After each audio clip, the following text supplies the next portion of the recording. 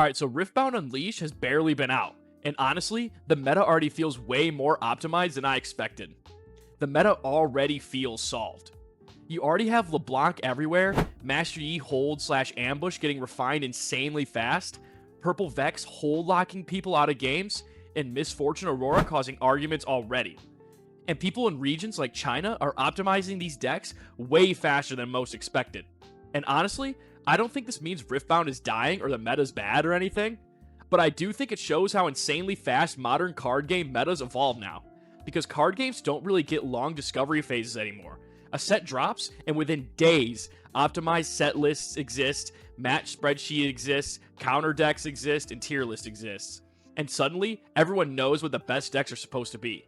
Modern card games get solved fast. Unleashed feels like the fastest Riftbound has evolved so far. I mean, seriously, LeBlanc exploded almost instantly.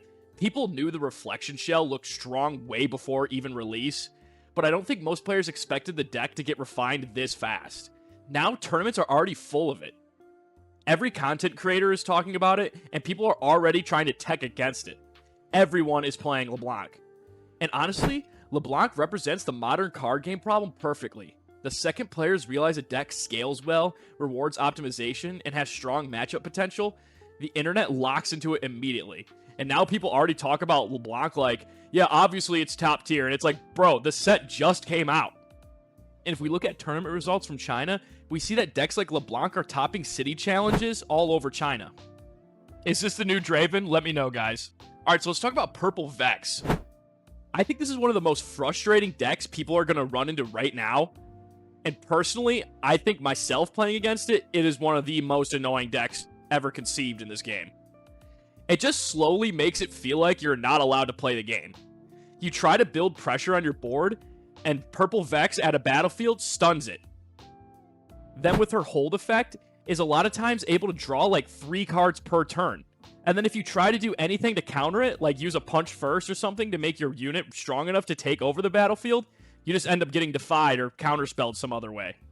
Stun, hold, counterspell. And eventually the game stops feeling like, oh, how do I outplay this? And it starts feeling like, am I actually ever allowed to play the game or keep momentum? And honestly, that's why people are getting frustrated with this strategy. But because repeated stuns, hold effects, and counter interactions really create oppressive feeling gameplay loops once the deck gets optimized, especially when good players pilot it slowly and patiently, this style of deck gets stronger and stronger over time. Because control-oriented strategies improve massively once players optimize lists, matchup knowledge improves, and sequencing gets tighter. I think this is one of the best decks right now, but personally, I think there's a lot of potential for sideboard counterplay in this deck. I mean, I played a game Master Yi into Vex, and it's funny because green on green could just end up being like a chain of 3 different defies back to back to back. So I think Purple Vex might quietly become one of the most hated decks in this game. Alright, so now let's talk about my bread and butter right now. Master Yi Ambush Hold. Now this is the deck I think people are massively underestimating right now. It's pretty much just an upgraded original Yi list. Because now with the 3 orange Rengars, the deck gets insanely strong really fast. It just slowly controls battlefield pacing, abuses efficient interactions, forces awkward fights, and suddenly you realize that you completely lost control of the game. Yi doesn't look broken until you lose against it. A lot of players think that Yi is just a, oh, big combo sword guy, play big units. But the stronger builds are becoming way more tempo/control oriented than people had expected. The deck runs cards like Scuttle Crab, which is absolutely insane in green. Being able to see your opponent's hand early on like that is such valuable information. Then most of the Yi lists are running Vilemaw, which is just an insane card in general, making it so that enemy units can't deal combat damage if they have less might than it. And everybody knows we're in orange too, so we get access to cards like Punch First, so that Vilemaw has a high chance of being really strong. Overall, Master Yi is really easy, and it's super hard to misplay. You pretty much just play massive units and try to go for holds. And with Unleashed, throw in a little bit of ambush tech. Alright, so now let's talk about Misfortune, and not necessarily Misfortune, but Aurora in general. So Aurora is already starting to cause drama within the community, and people are arguing about it like crazy on Twitter, especially the Misfortune build. And honestly, the issue necessarily isn't the deck is unbeatable or something. The main issue is people think the gameplay pattern is frustrating. Dazzling Aurora is already controversial.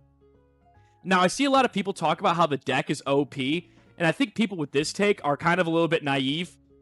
Yeah, I think the Dazzling Aurora deck is really strong, but I think it's one of the easiest decks to counterplay in the game. I think the main arguments about Dazzling Aurora right now is whether the deck warps deck building, it creates uninteractive games, or it forces people to tech specifically against a giant cheat out strategy. Some players think the card is just straight up toxic, and other players are just overreacting. Personally, my take on it is the deck definitely isn't overpowered, but it can feel bad to play against.